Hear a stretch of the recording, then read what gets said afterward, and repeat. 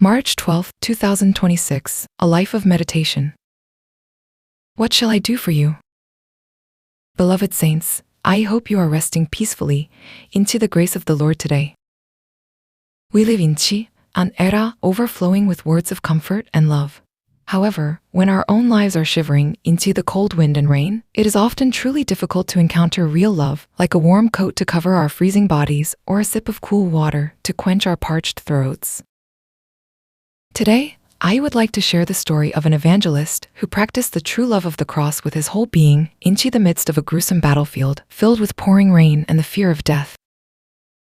It was during World War I, on an evening when a heavy downpour was fiercely pouring. In the middle of the battlefield, a soldier lay groaning in pain, having collapsed after inhaling poison gas and being struck by a bullet. Seeing this tragic scene where life was perilously fading, an evangelist approached him, holding a cross and a Bible tightly into his hands. "Where is your home? If you have any last words you want to leave behind, I will make sure to deliver them." Despite the evangelist's desperate questions, the soldier remained silent, simply closing his eyes that were growing cold. The evangelist did not give up and asked, "Shall the first pray for your soul to go to heaven, or shall I read the Bible to you?" But the soldier only wore a bitter, mocking smile. When the evangelist urged, "Now, let us pray together," the soldier finally parted his dry lips and briefly let out, "Ah, I am thirsty." At that moment, the evangelist ran through the rain, brought cool water, and quenched the dying soldier's burning throat. When he told the soldier who had caught his breath, "Now let's read the Bible and pray," the soldier this time shivered and whispered, "Ah, I am cold."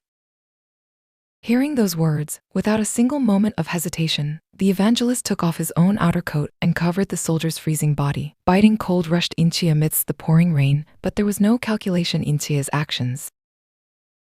Then, an amazing thing happened. The soldier's tightly closed heart crumbled, and with all his remaining strength, he sprang up and embraced the evangelist tightly. "Sir, can a sinner like me also receive such love and obtain salvation? I thought Christianity only loved with words, but I truly did not know it was a religion that put love into action like this. Will you forgive my rude mistakes?" With a gentle smile, the evangelist replied, "Of course," and deeply embraced the tear-stained soldier, offering up an earnest prayer. Beloved, a French officer who watched this sublime scene from afar was deeply moved, realizing religion is the practice of love. Even though he later became disabled from the war, he lived a life of devotion, preaching the gospel until the day he died. Where do you stand today? Is the love we offer to someone perhaps lingering only as a cold confession of the lips? Jesus' cross was never about words. It was the practice of love, giving his whole body. Meditation and application. The first meditation is the practice of love beyond the lips. When you offer comfort to a hurting neighbor or family member around you right now, are you trying to shake off the burden of your heart with merely pleasant words without practical help? Or are you into a state of true devotion, willingly giving your own toil?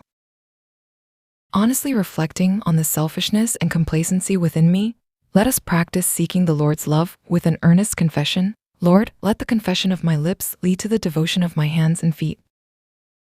The second meditation is the coat I must take off and give today.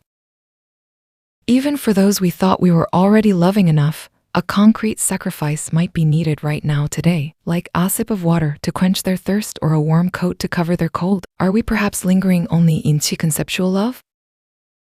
Let us take a time of meditation to brush off the dust of indifference that has been covering our hearts, and with a warm gaze, as if searching for a hidden need, embrace the realistic pain of those beside us.